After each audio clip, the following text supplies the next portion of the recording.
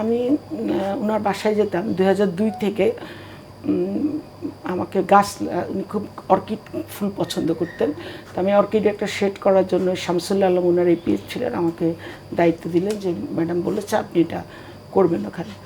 তো আমি ওখানে গাছ লাগাতে যেতাম। সকালে আমি যে দৃশ্যটা দেখতাম, সকালে যদি যেতাম তাহলে দেখতাম কি, ওই জায়মা তখন ছোট এতটুকু, আর জাফিয়া যে কোকোর যে ছোটো মেয়েটা ওটা কোলে, আর আরেকটু ছোট জাইফা, ওরা তিনজন বারান্দাটা, যে বনির হোসেন বাড়ির একতলার যে বারান্দাটা, পেটিকোট ওই গাড়ির ওই বারান্দাটা, ওইখানে শারমিন আর জোবায়দা আর এই তিনজন দাঁড়াতেন।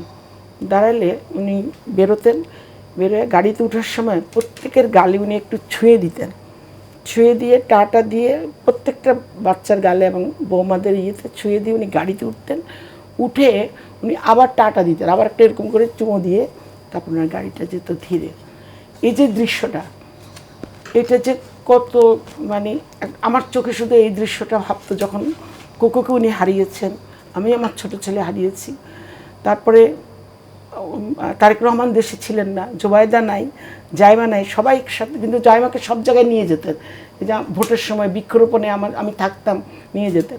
তো এরা নাই, একা এই নাজিমুদ্দিন রোডের এই জেলের মধ্যে উনি যখন কাটাচ্ছিলেন, তখন আমি খালি এই কথাটাই ভাবতাম, এই যে পারিবারিক মানুষটা। আমি যখন বিকালে যেতাম, বিকালে দেখতাম কি উনি ছোলা বুট আর পেঁয়াজু ওনার খুব প্রিয় খাবার, আর জামের রস, ওটা ওই গোল একটা ডাইনিং টেবিল ছিল, ওইখানের মধ্যে দিতেন, সাথেই বারান্দা।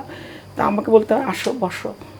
আমি দেখতাম যে জোবায়দা এবং ওরা আসতো, উনি ওখানে খেতেন। এই যে পারিবারিক, বিকালবেলাও যে ওনার একটা পারিবারিক পরিবেশটা দেখতাম আমি।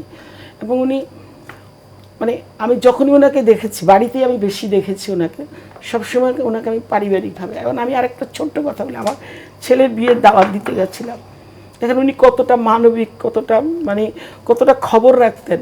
আমি অবাক হয়ে 2006 সাল, তখন ওই 111-এর ঠিক আখ্যান দিয়ে আমি ছেলের বিয়ের দাওয়াত দিতে গেলাম। উনি আমাকে জিজ্ঞেস করলেন, এই শোনো, তোমার গহনাগাটি সব কিনেছো তো বউয়ের জন্য, বিয়ের খরচপাতি আছে তো, খুশি তো দেশে নাই, তুমি সব জোগাড় করতে পেরেছো তো, আমাকে বলো। আমি অবাক হয়ে আমি ওনার মুখের দিকে তাকিয়ে বললাম, না ম্যাডাম, আমি পারবো সব কিছু করতে। বললো যে, জোবাইদাকে ডেকে বললেন যে ডেটটা রেখে রাখো, সব কোনো প্রবলেম না থাকলে আমি যাব। কিন্তু উনি আমার বোনের বিয়েতে এসেছিলেন, কিন্তু আমার ছেলের বিয়েতে উনি আসতে পারেন না। 95 সালে যখন প্রধানমন্ত্রী ছিলেন, তখন আমার বোনের বিয়েতে উনি এসেছিলেন।